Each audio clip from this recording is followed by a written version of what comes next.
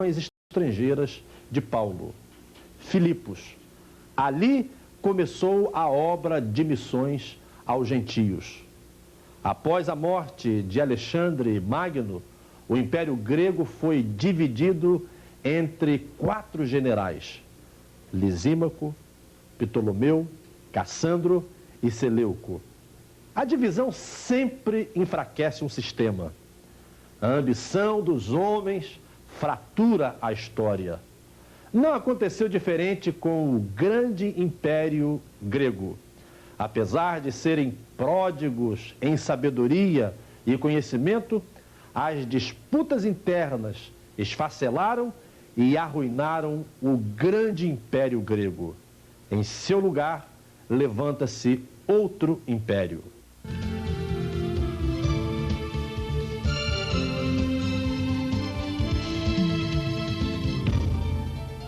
Como Daniel profetizou ainda na Babilônia, surgia o Império Romano com toda a sua pompa e poder. Esta época foi simbolizada pelo ferro. Entre os impérios que surgiram no mundo, creio que o romano foi o que mais conquistou terras e impôs seu poder aos subjugados. A simples menção do poder romano era suficiente para amedrontar povos, derrubar reis e dilatar fronteiras. Geograficamente, é difícil traçar os limites do Império Romano. Foi muito grande.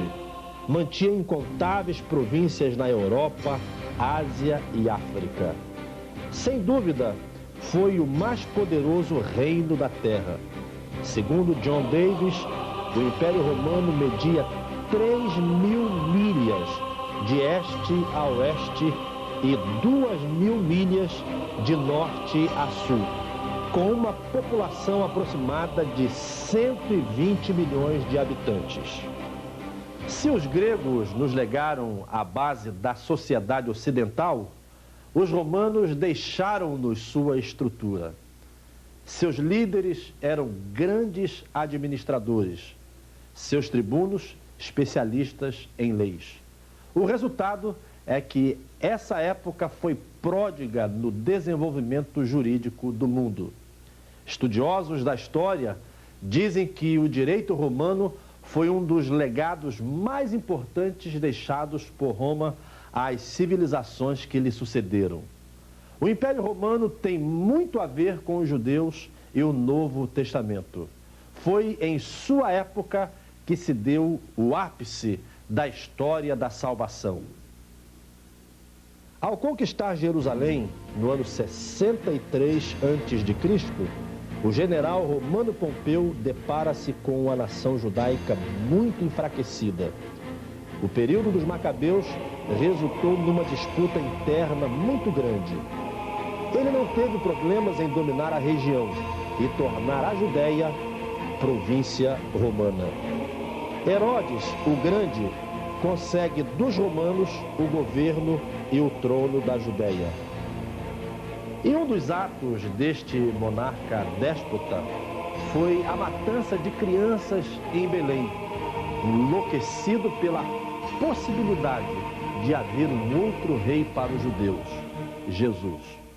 Outros 2 personagens romanos que se destacam na história judaica são Pilatos e o general Tito. Pôncio Pilatos assumiu o governo da Judéia no ano 26 da era cristã. Foi nomeado pelo imperador Tibério e teve uma administração muito tumultuada, de caráter fraco e com uma boa dose de perversidade. O nosso conhecido Pilatos teve papel preponderante no julgamento de Jesus. Seu fim não foi menos ruim do que o fim de Herodes, que morreu carcomido pelos vermes. Pilatos caiu em desagrado com o imperador Gaio e acabou sendo forçado a suicidar-se. Já o general Tito foi o instrumento de uma profecia bíblica. Ele destruiu Jerusalém no ano 70 de nossa era cristã. Foi nesse período que o mundo conheceu o plano de salvação arquitetado pelo Criador desde a fundação da terra. Nestas vilas, nesses tempos que eram aparentemente tranquilos, comparados ao nosso mundo, deu-se a grande história de amor de Deus para conosco, o cenário do ministério de Jesus. A princípio, os romanos e os judeus não tinham exatamente uma situação de beligerância. Os religiosos da época não incomodavam muito o poder vigente. O pecado e suas práticas não tinham nenhuma espécie de julgamento mais profundo. Só quando Jesus começou suas atividades, apontando o verdadeiro caminho, é que começou a incomodar a muitos. Cumprindo sua missão, Jesus foi perseguido e preso pelo poder romano, incitado pelos próprios judeus. Depois de séculos de devassidão, imoralidade, permissividade e tirania, o Império Romano, como todos os outros, chegou ao fim. Enquanto eles viviam na orgia, seus inimigos chegavam cada vez mais perto, até que em 1476 os bárbaros invadiram Roma. Só restou daquele tempo o que vemos hoje, quando caminhamos pelas ruas de Roma, capital da Itália. Apenas ruínas que o tempo ainda preserva para dizer ao mundo que não há poder humano tão grande que seja eterno. Interessante, né, professor, que todos os gênios desse mundo tiveram um fim. Menos um, o reino de Deus. Este subsistiu a tudo e estabeleceu uma nova esperança para a humanidade. E o cenário geográfico que Deus escolheu para realizar seus planos é a chamada Terra Santa. Quando olho para o mapa da Terra Santa, fico a imaginar que por aqui andaram patriarcas, profetas, discípulos e apóstolos, além, é claro, do mestre dos mestres, o Senhor Jesus. Quando visito esses lugares, meu coração se constrange, porque estou pisando no cenário em que viveram os personagens reais da história da minha salvação. Toda vez que olho para este lugar, me emociono, pois não estou diante de uma fantasia, uma ficção, uma lenda, um conto. Tudo realmente aconteceu aqui, neste lugar que a luz reflete sobre as lentes da câmera para transformar num vídeo para você que vê neste momento. Em cada recanto, posso divisar o meigo Salvador. Em cada acidente geográfico, a relevância do amor de Deus. Os limites das fronteiras prometidas por Deus a Israel estão situados numa pequena parte da Ásia Ocidental. É uma área de 2.184.000 quilômetros. Como podemos ver neste mapa, estes limites vão do Golfo Pérsico ao sul da Palestina. Uma terra extremamente fértil que tem causado muita cobiça e lutas sangrentas. Esta região em destaque era chamada de Crescente Fértil, mais conhecida por Mesopotâmia, que quer dizer entre rios. Vemos aqui em destaque o objeto do interesse dos povos pelo lugar, os rios Eufrates e Tigre. Segundo a narrativa bíblica, o Jardim do Éden localizava-se nesta região, nas nascentes desses dois rios. Como mostramos nos blocos anteriores, por aqui civilizações viveram e se destruíram. Por aqui também ficava a cidade mais progressista e desenvolvida da Mesopotâmia, Ur dos Caldeus. Nesta cidade viveu Abrão, mais tarde chamado Abraão. Foi aqui e através deste patriarca que tudo começou. Esta área hoje é ocupada pelo Iraque e continua num centro de conflitos. As lanças, os cavalos, as espadas deram lugar aos poderosos porta-aviões, às ogivas dos foguetes teleguiados. Apenas os homens continuam com seus corações duros para entender a mensagem de amor que aqui começou. Israel, um pequeno país, talvez um dos menores do mundo. Seu território caberia muitas vezes no Brasil. Neste pequeno pedaço de terra, entretanto, desenrolou-se todo o nosso drama espiritual. Este chão foi testemunha viva de uma ação vivida por patriarcas, profetas, juízes, reis, sábios e justos. Cenas dirigidas pelo autor Todo-Poderoso, o Senhor do Universo de nossos corações. O Estado de Israel moderno foi criado em 1948. Este território já foi conhecido também por outros nomes. Canaã, que significa habitantes de terras baixas, terra dos amorreus, terra de Israel, terra de Judá, terra prometida e, finalmente, Palestina até 12 de maio de 1948, quando passou novamente a chamar-se Israel. Israel, nos tempos bíblicos, limitava-se com a Síria e a Fenícia ao norte, e ainda com parte da Síria e o deserto arábico ao leste. Limitava-se também com a Arábia ao sul e com o mar Mediterrâneo a oeste. Contudo, dependendo das guerras, das conquistas ou derrotas, este território sofria variações. Ora dilatava, ora diminuía. O moderno Estado de Israel, hoje, limita-se ao norte com o Líbano, a leste com a Síria e a Jordânia, ao sul com o Egito e a oeste com o mar Mediterrâneo. Sua área total é de aproximadamente 22 mil quilômetros quadrados. Depois da Guerra dos 6 Dias, em 1967, suas fronteiras alargaram-se um pouco mais.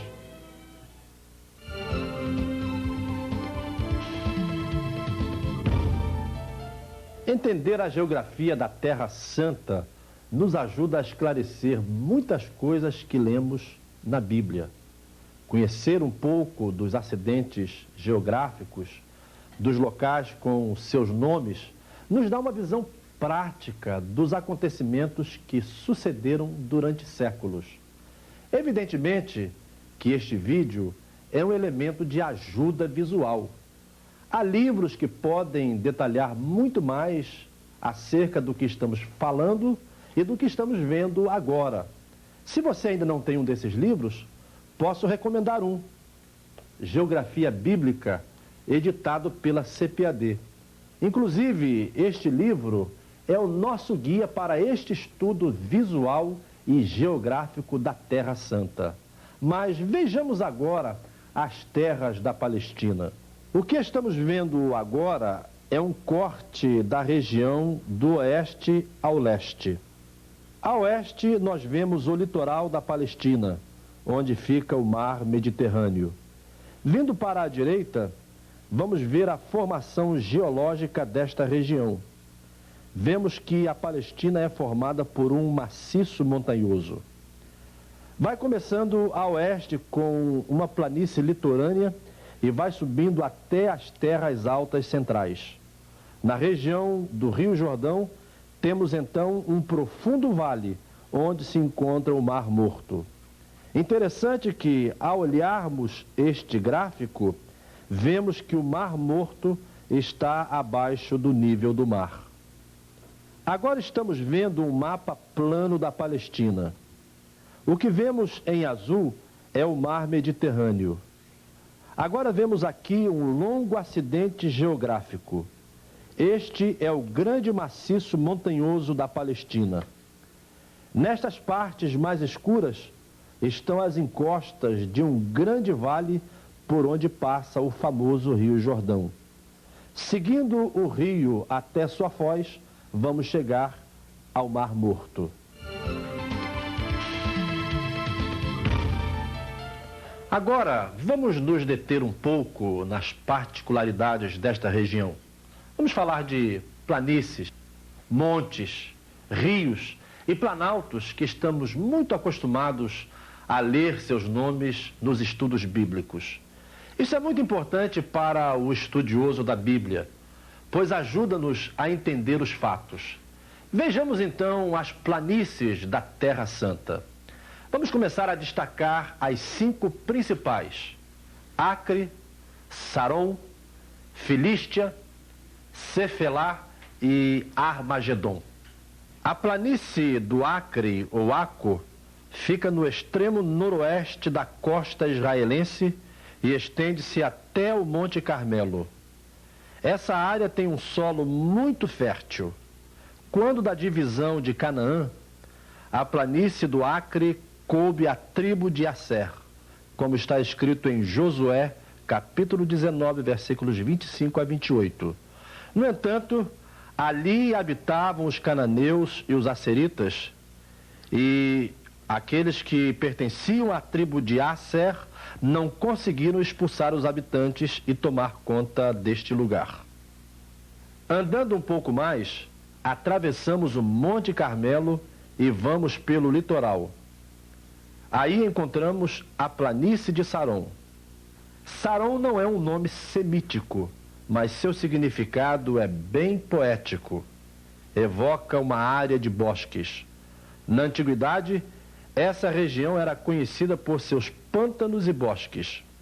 Ainda que fosse um lugar perigoso, ele tinha um contraste.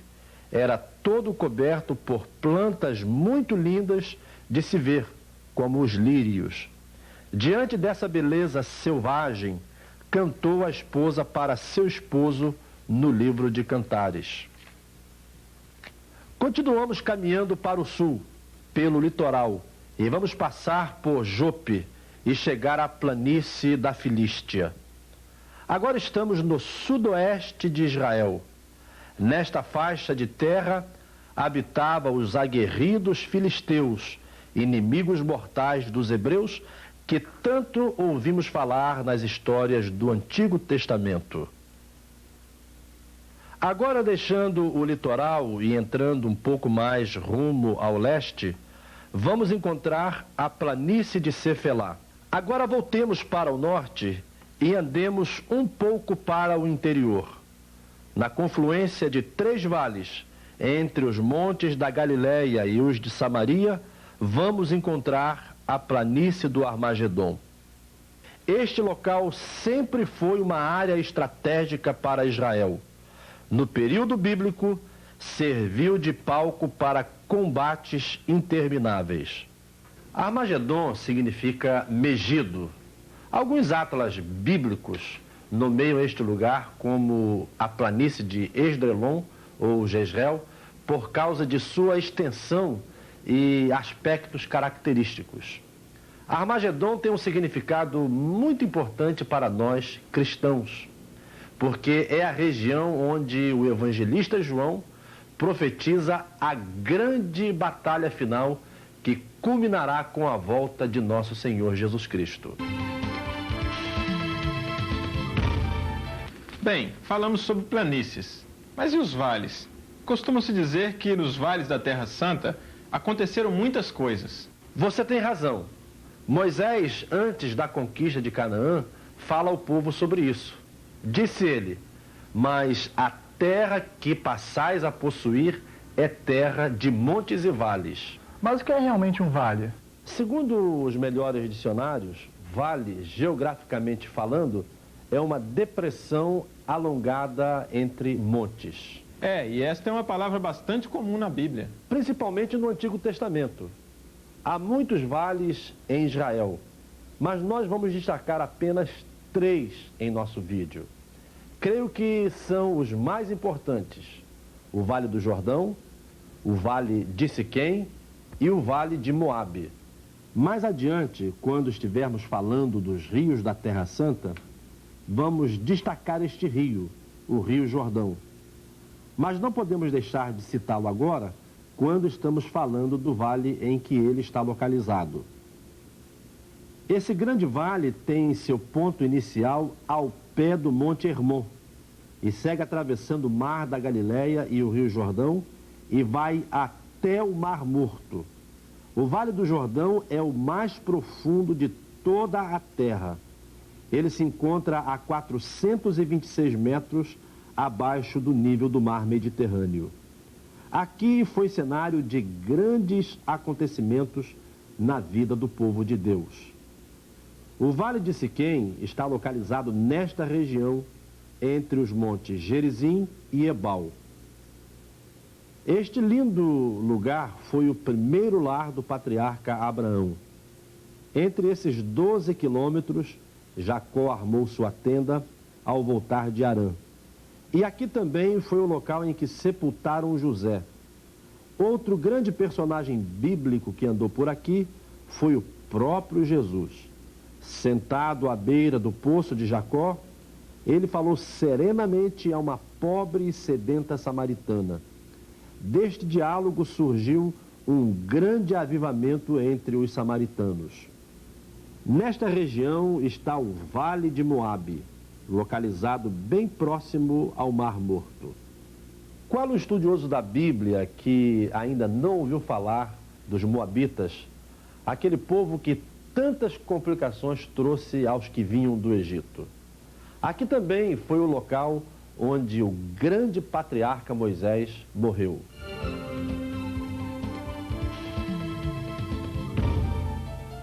Bem, se falamos de vales, também precisamos fazer referências aos planaltos.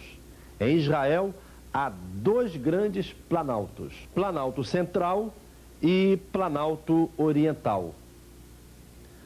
Ambos têm uma altitude média que varia entre 700 a 1.400 metros. O que vem a ser no Planalto?